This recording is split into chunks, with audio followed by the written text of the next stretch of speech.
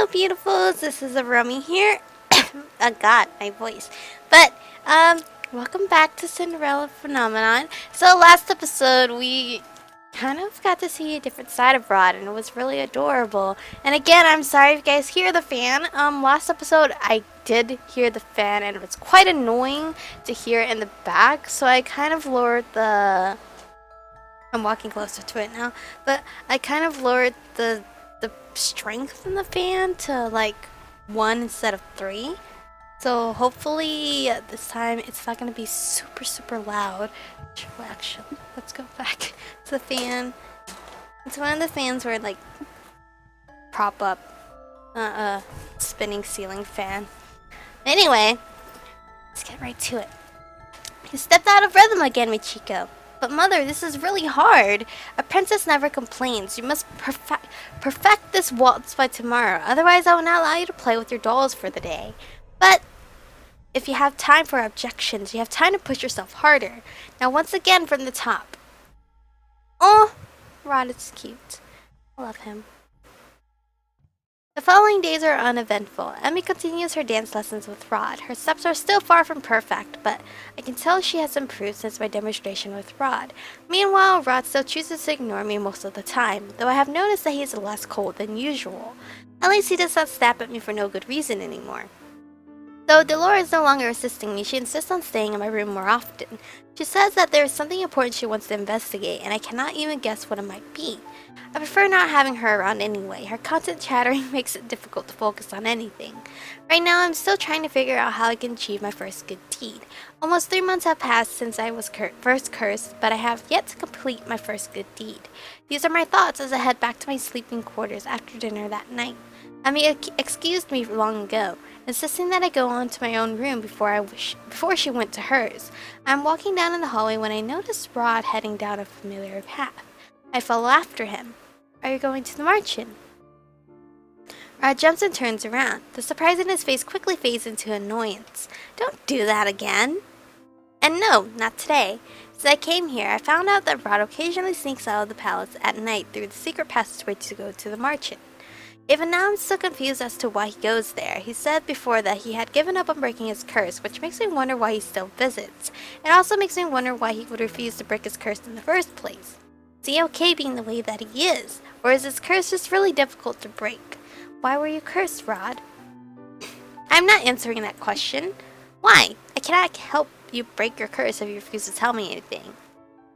I told you before that I do not need your help, but I chose you as my partner. You help me and I help you. It is highly likely that breaking Rod's curse will also count for a good deed. Rod scowls at me and crosses his arm. I'm afraid that this isn't how this works at all. The sound of footsteps keeps me from coming back with a retort. We both turn to see Sir Alcaster approaching us. Prince Rod, good evening. Good evening, Sir Alcaster. The Alcaster turns to me and raises an eyebrow. Shouldn't you be attending to Princess Emmy? Rod silences me with a look. Oh, sorry, I didn't read all that. He moves to stand in front of me, shielding me from Sir Alcaster's gaze. Oh, you're such a prince. Literally. We were just about to go to her. Let's go, Michiko. Rod strides away and I quickly curtsy to Sir Alcaster before following after Rod. I can still feel Sir Alcaster's eyes on my back as I walk away. I try my best to suppress a shudder. Rod and I walk through the hallway in silence. We both stuck in our tracks when we hear the clattering of silverware. I look around and realize that the sound has come from behind a set of doors that is slightly open. The dining hall. Oh no! That's Emmy's voice. Did not see Emmy when we enter the room, but there is a dizzying array of cutlery set out on the table. Emmy? Emmy surprises us both by crawling out from beneath the table. She flashes us an embarrassed smile as she gets to her feet, holding several forks and knives in her hands. What are you doing here? You should be getting ready for bed. Sorry, I added the silverware on the table. I thought I could practice before I sleep today. It has already been an incredibly long day for her, and she's still doing this? I watch as Emmy puts the cutlery back onto the table in the wrong places. You need to rest, Em. I will after I practice the placements one last time. She smiles at him before returning to the table. I don't know why a person would need so much cutlery. One fork, one spoon, and one knife should be more than enough for any meal. And all these glasses, if I recall correctly, this one is for water, and this one is for red wine, and this one is for white wine. Give her the correct answer or point out her mistake? Point it out. She cannot remember something so basic? Wrong! What? I point at each of the glasses as I name them in turn. Champagne, sherry, dessert wine, and juice. It is basic etiquette to know all of them. Not in my book. Emmy looks down at the glasses, flustered. You don't have to be so blunt, Michiko. She's right, though. It's my fault for always forgetting. I'm helping her. You know so much about etiquette, too. You're really incredible, Michiko. You make a better noble woman than I do. Even if I told her I was a noble, it's not as if she would believe me. I just read a lot about all these things. Just read, you know. You read and know enough to put them into practice. That's amazing. Especially since you haven't even been with us so long, right, Rod? Rod shrugs. He does not, much to my surprise, disagree. Perhaps you should be my teacher, Michiko. I can learn so quickly from you. Emmy quickly straightens out the cutlery. Now that I think about it, I have come to realize that Emmy is much more than she appeared to be. It is probably because I'm forced to spend so much time with her as her maid. She is different, she is flawed, and not as conceited and more humble than I had originally thought. Maybe I should try lending her a hand. I may not be one of your tutors, but if you need help with your lessons, just ask me and I will do what I can for you. Michiko? I glance at Rod, who is once again wearing that expression of surprise. I shift my attention to Emmy once again. You only have 1 month left to prepare, and as your personal maid, I feel it my responsibility to help you in whatever ways I can. Michiko? Oh, she's about to cry. I don't think I chose right. Gosh darn it, I was supposed to give her the right answer? Give her correct answers? The flute is for champagne, the other is for sherry. Oh, right! But there are 2 more. The other is for juice, and the other glass is for dessert wine. The dessert wine glass will only be used during the dessert course, and the juice glass is only used when juice is being served as a course. Otherwise, it is placed next to the water goblet. I see. I see Rod staring at me out of the corner of his eyes. His lips twitch before he turns back to his sister. It looked like he was about to smile. Oh, I was supposed to help her. Wow. Okay, I can't be a blood person. Shh. Then what are these for? Emmy points out the group of forks in front of her. You use those every day, Your Highness. You should know the answer. Emmy points at them as she rattles off the names. Dinner fork, fish fork, salad. Correct. You know so much about etiquette, too. Okay, we got that part. Whew. Emmy wiped her eyes with the back of her hand, and that's when I noticed something glistening on her cheek. Is she crying? You're extremely kind, Michiko. Thank you. I would definitely take you up on that offer. I'm still looking at Emmy when I catch a faint glow coming from the pendant on my chest. Oh, snap! What? That's a good deed. Hello? What just happened? Oh, what a pretty necklace you have, Michiko. See, if the bright light just glows on my chest, everyone's not gonna find that weird. Hello? Earth to hello? Thank you. Anyway, for now, I think the both of us would benefit from some sleep. After escorting Emmy back to her room, I walk out into the hallway in a daze. What was that light? It seems like you actually managed to obtain your first good deed. I did not know he was still here. I look down at my pendant, astonished at what I see. That's a pretty necklace, a broken slipper. A piece of the glass slipper. But then again, it might look like a best friend necklace, so yeah. I gingerly touched a new piece that is hanging next to my existing glass slipper pendant. It is real. You're not too bad after all. Did he just compliment me? Don't you mean did he just smile? What? Rod turns away. Nothing. He walks away, leaving me alone with my thoughts. Oh, chapter 5, Secrets. We're moving along quick. How many chapters does he have? Because, Chevalier only had 10, right? Good morning, Your Highness. What would you like to play with us? You. Want to play with me? Yeah, come play with us. We'll all have lots of fun. Well, please, just for a little while. Maybe I can. Michiko, what are you doing here in front of the gates? Mother! Good morning, Your Majesty. We were just wondering if the princess wants to come play with us. No, Princess Michiko does not want to play with you. But Mother, I do. Enough idle chatter, we must go. It is almost time for your dance lessons. But, Michiko, do not make me repeat myself.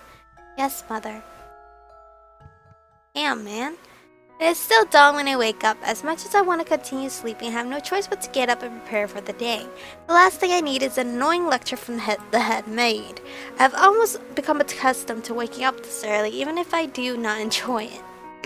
As soon as our preparations are made, I begin to make my way toward Emmy's room, should she wake up early. I am about halfway there when I hear familiar voices. Standing far ahead of me are Sir Alcaster and Sir Mithras. Are you sure this is going to work? Have a little faith in me, my friend. Friends? We're not friends. Sir Alcaster narrows his eyes and turns abruptly to look at me. Miss Michiko was it? Sir Mithras, Sir Alcaster. Have you been eavesdropping, child? He has no reason to be angry at me. If they were talking about something confidential, they should not have been openly talking in the hallway. I'm on my way to Princess Emmy's room, sir. That is why I am here. I coolly look at Sir Alcaster, who looks like he is about to pop a vein. I cannot help but feel satisfied at his reaction. In just a few steps, he is suddenly looming over me. Hello? I've never seen Sir Alcaster look so angry before. What is going on? Oh, my prince. Rad is now walking towards us with a scowl on his face. Sir Alcaster notices this and quickly steps back. There was just a little misunderstanding, Your Highness. Rad glances at me, his eyes narrow. My voice is dying. His eyes narrowing. Great. I'm sure he's going to blame me for this too, even though I did nothing. Oh. Shielding me. Much to my surprise, Rad puts himself between me and Sir Alcaster. He is quite opening up. He's opening up very much. Are you alright, Michiko? He's worried about me? I slowly nod. Rad turns back to Sir Alcaster and Sir Mithras. If you don't have any business with Michiko, I'll be taking her with me. Emmy is already waiting for her. Sir Alcaster stares at me for a few moments before bowing down to Rad. Of course, Your Highness. Thank you. Rad turns to me again, his expression solemn. Shall we? Yes. Take me away, Prince. Oh, he has stolen my heart, guys. He might replace Claude, honestly. He is like getting up there. He walks off before waiting for me for my reply. I look back at Sir Alcaster and Sir Mithras one last time before chasing after him. Now he didn't even look back. The both of us spend the next few minutes walking in silence. Rad has not said a thing since my encounter with Sir Mithras and Sir Alcaster. Are you okay? What?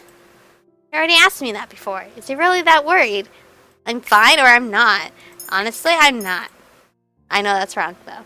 I've never been treated with such disrespect by Sir Alcaster. He is needlessly hostile toward me.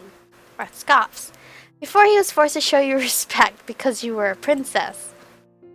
Now, because you're a commoner, he speaks to you as bluntly as he speaks to everyone else. That does not excuse his rude behavior. Rad shrugs. He's a lot like someone else that I know. He gives me a pointed look. He always finds a way to scold me somehow. I scowl at him before turning away. He said that Emmy was waiting for me. I did not expect her to be up so early. Where is she? I lied. What? You lied to help me out of that situation. Why? Are you helping me?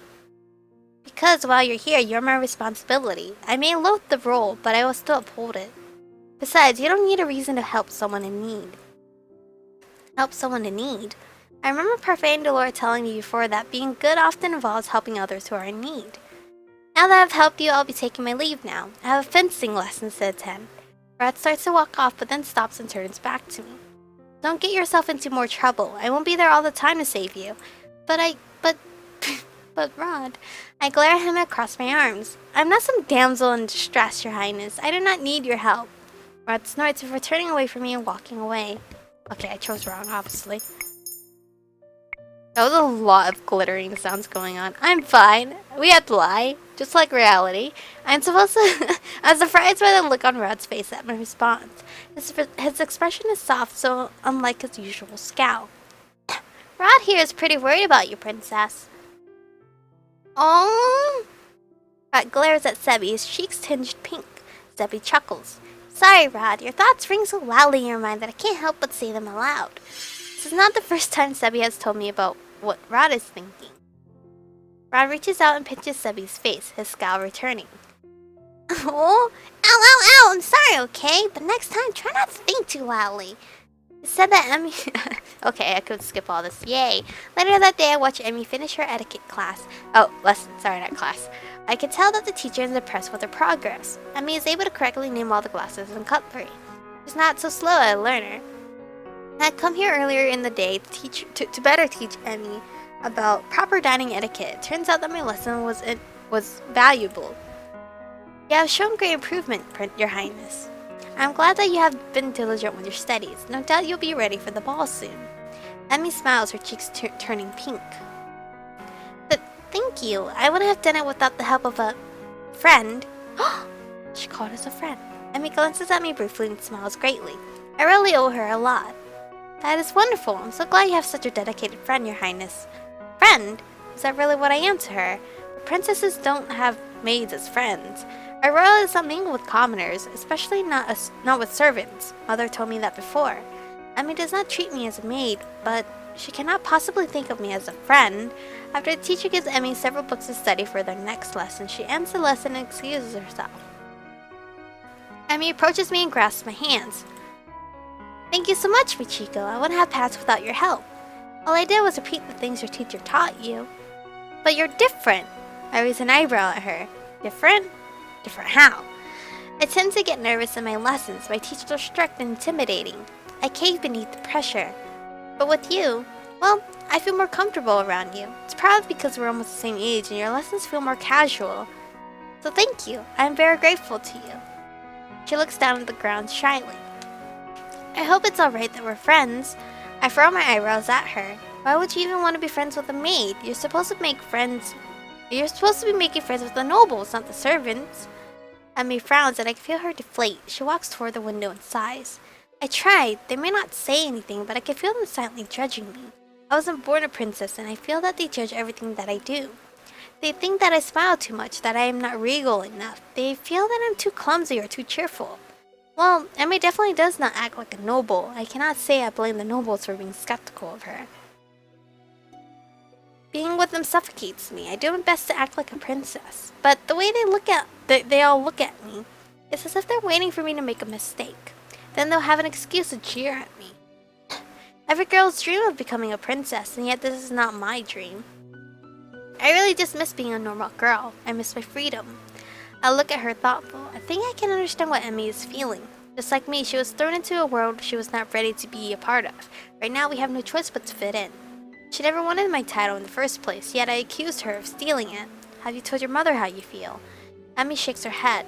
No, not the king either. I don't want them to think that I'm ungrateful.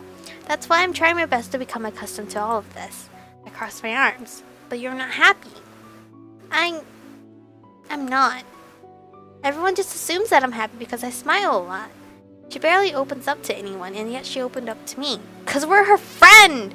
Had I been given the choice before I was cursed, I would never have listened to her. You should tell them how you feel rather than just keep it to yourself. Otherwise, the stress will continue to accumulate on your shoulders. I wish I could be more honest with them, I really do. I envy you for being able to speak your mind. She envies me. Emmy takes a deep breath and sighs. The frown fades with a sigh and is quickly replaced by a fragile smile. I'm sorry for ranting to you like that. I must have bored you with my story. I used to get so annoyed with her, but now that I've seen this side of her, I suppose she is not as terrible as I had first thought. Oh, I remember that Mother wanted to see me after my lessons today. Allow me to escort you to the Queen then. Thank you.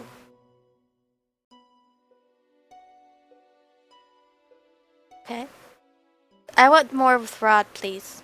More action with Rod. Days pass without any real conflict. I run into Sir Alcaster again in the hallways, but his eyes pass over me as if I'm something to be ignored. The Lord had been ignoring me as she had been busy with other priorities. Returned to the margin yesterday to discuss something important with Parfait.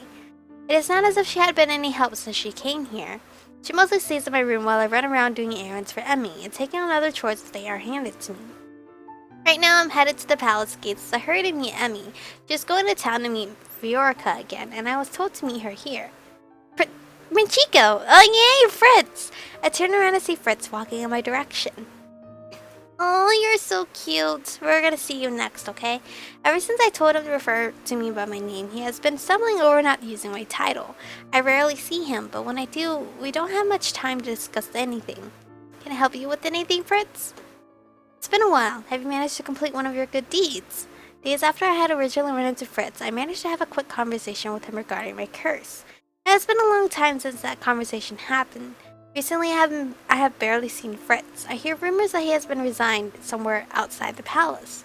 I show him my pendant and point at the piece of the second glass slipper. I managed to get one several days ago. Michiko, that's wonderful. I knew that you could get one. Only 2 more and then I can break this curse. Ah, Fritz, Miss Michiko. I did not think that the 2 of you are acquainted. We work for you guys, oh, of course. We both turn our heads at the same time when Mithras suddenly appears from around the corner, the usual smile on his lips. Sir Mithras. Fritz, I believe Sir Alcaster is looking for you. Right, sorry, Michiko. I must take my leave now. Of course. Oh, he even bows to me? Okay, I was like, if he bows to me, that's awkward. Fritz bows to Sir Mithras before walking off, leaving me alone with Sir Mithras. Mithras does not say anything, but continues to smile at me. His staring makes me feel incredibly uncomfortable. Is there something on my face? Excuse me. I curtsy and start to walk off when Sir Mithras calls my name. Michiko? Yes? I just wanted to thank you for your hard work and dedication to our princess. I look at him, puzzled by his sudden gratitude. Don't worry, everything will soon be remedied. Excuse me? My apologies, I did not mean to keep you. He completely ignores my question. He dips his head slightly before turning and walking away. The smile is still on his face. What was that all about? I don't know. Rod and Emmy are already waiting for me outside the carriage by the time I arrive at the palace gates. Rod has his arms crossed and looks at me irritable. Irritable? His face is perpetually stuck in that scowl, it seems. You're late. My apologies. You're so grumpy, but you've been late many times before too, Rod. Rod just shrugs his shoulder as he turns and heads into the carriage. Emmy sighs before looking at me. Shall we? Of course. Yeah, Rod, you're always late. The 3 of us sit in silence as the carriage rolls toward the town. The knight assigned to guard duty is sitting out front with the driver watching for any disturbances. Emmy glances forlornly out one window while Rod silently looks out the other as he rests his chin on the palm of his hand. I notice Emmy pausing to glance at Rod every now and then, looking restless. Finally, she breaks the silence. Are you still mad that I asked you to come along to visit Riorica? You could have declined the invitation, Rod. And if you would only tell me what happened between the 2 of you, I would do my best to remedy the situation. Rod notices me looking at him and scowls. He returns his moody gaze to the window. I have nothing to say, Em. But you used to be good friends with Riorica too, Rod. But then, ever since you were...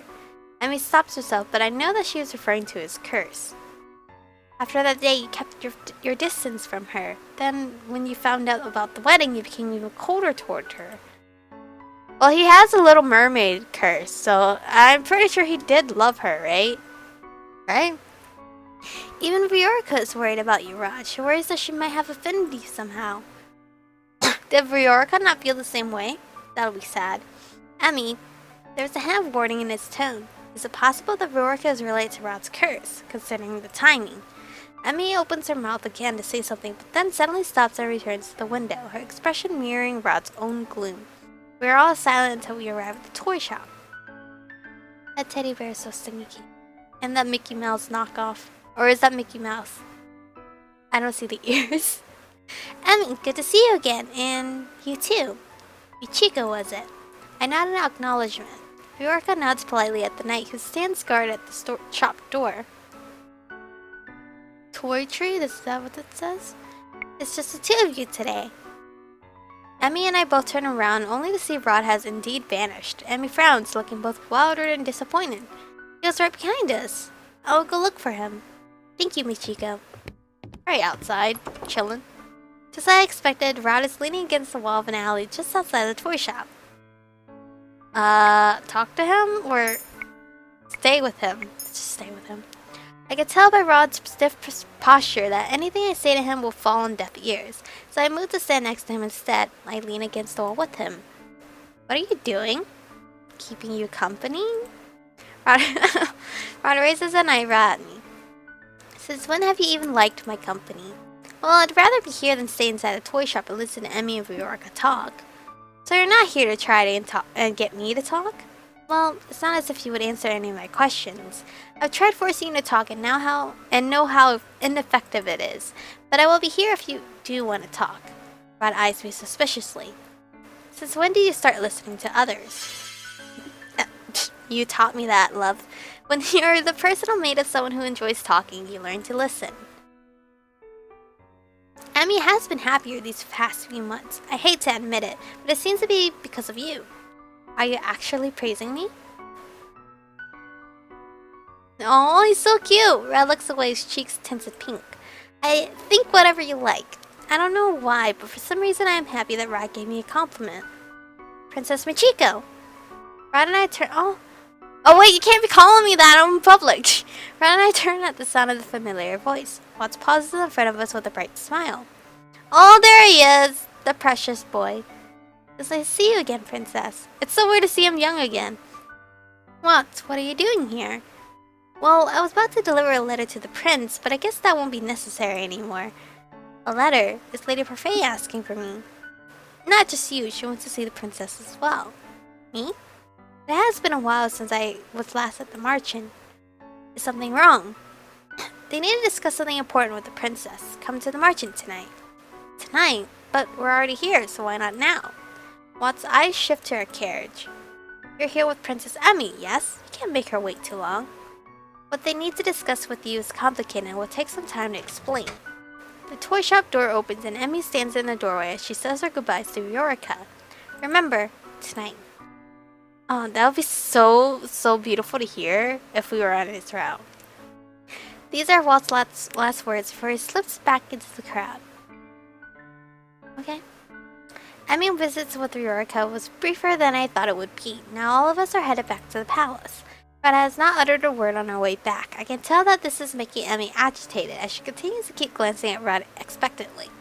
If you have something to say, say it. Emmy stares at me. You obviously want to say something to Prince Rod. The only way to get your answer is to ask him directly. Rod does not turn around. It's as if he does not hear me. Emmy clasps her hands and sighs. Well, glance at Rod, who still persistently stares out the window, his eyes focused on nothing. He is pretending not to hear us. How immature. Rod, Viorka was sad that you weren't there today. She was certain that you stayed outside to avoid seeing her. What is going on with you? I'm not in the mood to answer your questions, Em. Emmy grips the edges of her dress, her expression becoming more rigid. You've been keeping secrets from us ever since you were cursed. We don't even know why you were cursed or how to help you break it. Wait, the rest of the family doesn't know anything about the circumstances of Rod's curse? I had thought that he told them everything, but all they know is that he is cursed. We're a family. We're supposed to help each other through problems. Emmy's hands are shaking as she gazes at her brother. Em. The carriage stops, and as soon as the servant opens the door, Emmy quickly steps out and rushes back toward the palace. Rod watches her go quietly. Though his eyebrows are furrowed and he looks guilty, I silently shake my head at him before running after Emmy. Emmy stands in the hallway with her hands in her chest. She breathes slowly in and out, as if she's on the verge of tears. When she notices me behind her, she turns away and wipes her eyes with the back of her hand. I'm sorry for storming off like that. I was just very frustrated at Rod. I said something I shouldn't have said back there. If anyone finds out about this, they won't. Your secret is safe with me. Emmy flashes me a grateful smile before looking at the sky. Em! One moment Rod is running down the hallway, the next he has stopped in front of us and is trying to catch his breath. Em, I'm sorry. Oh, sorry? Sorry too, Rod, but right now I would like to be alone. Of course. I'm sorry, Michiko, but can you leave me for now? She does not even wait for my answer before walking away, leaving me alone with Rod. You made her cry, Rod. I'm fully aware of that. Why are you hiding your curse from your family? You wouldn't understand. I'm doing this to protect them. Protect them? Rod silently shakes his head. They wouldn't understand. Those are the last ominous words Rod speaks before rushing off, leaving me alone in the hall. What happened to him? I don't know. I'm curious too. The hallways are silent at this time of night, as most everyone in the palace prepares for bed. I'm now on my way to our meeting place. Ron told me earlier to wait for him here. I had a thought that he would make me go to the marcher by myself after what transpired with Emmy, but I was wrong. Emmy was so upset today. I've never seen her like this before. I turned my thoughts back to the march and to what Watt said earlier. I wonder what Parfait wants to talk with us about. I feel my heart beating erratically against my chest. This is where we're going to stop though, because we're not going to find out until next episode. We're going to find out what is going on. We all know they're going to tell us that we are the witch's daughter, or our mother was a witch, and we have witch powers and everything, right? Because they said it's kind of complicated to talk about. But anyway, thank you guys for watching. Stay beautiful, and I'll see you guys in the next one.